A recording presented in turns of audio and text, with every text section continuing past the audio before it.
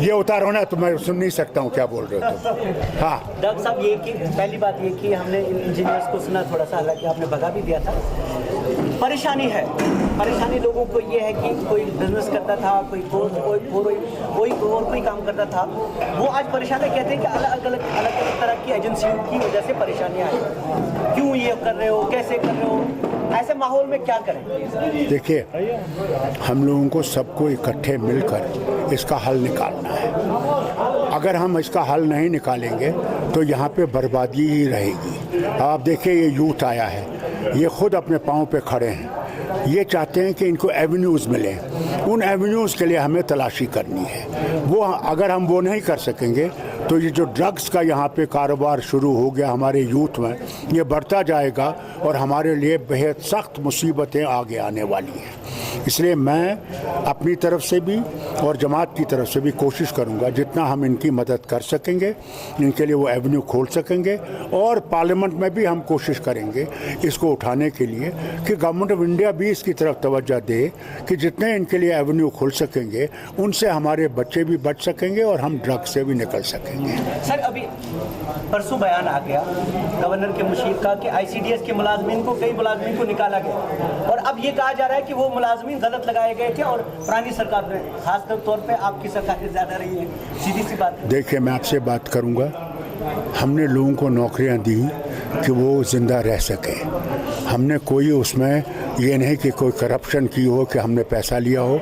हमने उस वक्त दरवाज़ा खोला सबके लिए कि किसी ना किसी तरीके से वो बच सकें, मुश्किलों से निकल सकें और गलत कामों में ना लगें। और अगर गवर्नर साहब उनको निकाला है, उनने गलत किया है, ये बहुत गलत काम किया है इन्होंने कि उनकी रोज़ी रोटी छीन ली है। अगर उनकी रोज़ी रोटी छीन ली, अब उनके बच्चे कहाँ जाएंगे, वो कैसे बचेंगे? उनकी माँ बीमार है, बाप बीमार है, कैसे उनका इलाज होगा? ये गलत पॉलिसी है।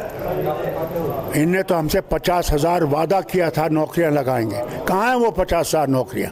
उसके बजाय नौकरियां लगाने के बजाय लोगों को निकाल रहे हैं जो साल से नौकरियों में लगे हुए हैं।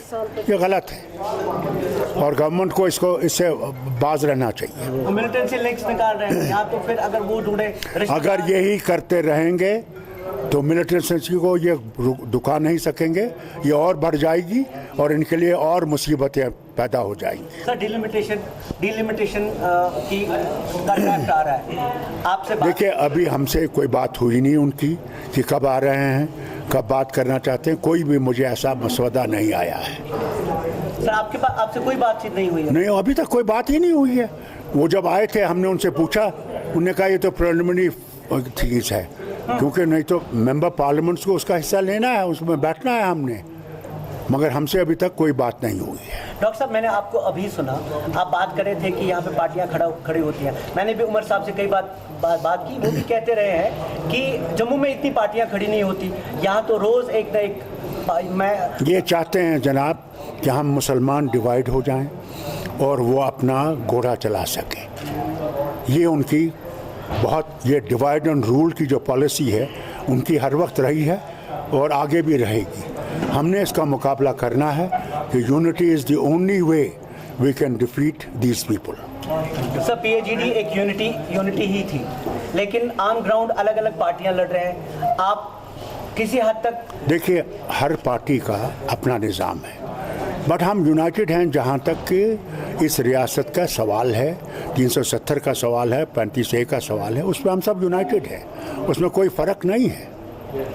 सर, कर क्या रहे हैं 370 के बारे में? यहाँ पे परसों भी देखिए, हम लोग जितना हमने कोर्ट में गए हुए हैं, कोर्ट का ही तो हम इंतज़ार कर रहे हैं। अभी तक भी कोर्ट की हियरिंग नहीं आ रही है। क्या करें बताइए? हम पत्थर तो नहीं मारते, बंदूक नहीं चलाते, गोले नहीं मारते हैं, हम तो गांधीयन वे से इसको सुलझाना चाहते हैं। अब वो दिल्ली क्या करेगी, उसका उनका काम है। डॉक्टर साहब, थोड़ा इतिहास के बारे में आप बात कर रहे थे कि हमें मिल के लड़ना होगा।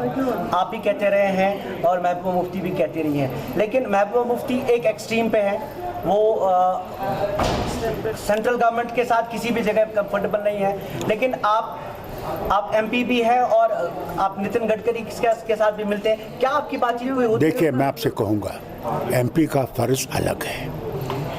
मैंने लोगों के मुश्किलात को आगे ले जाना है उससे बाहर मैं तो निकल नहीं सकता ना। आखिरकार अगर वज़ीर आए हैं और हमने उनके सामने अपने मुश्किलात रखने हैं, नहीं रखेंगे तो फिर लोग कहेंगे कि आप काम क्या कर रहे हैं, क्यों MP बने हैं आप। वो काम तो ज़रूरी है।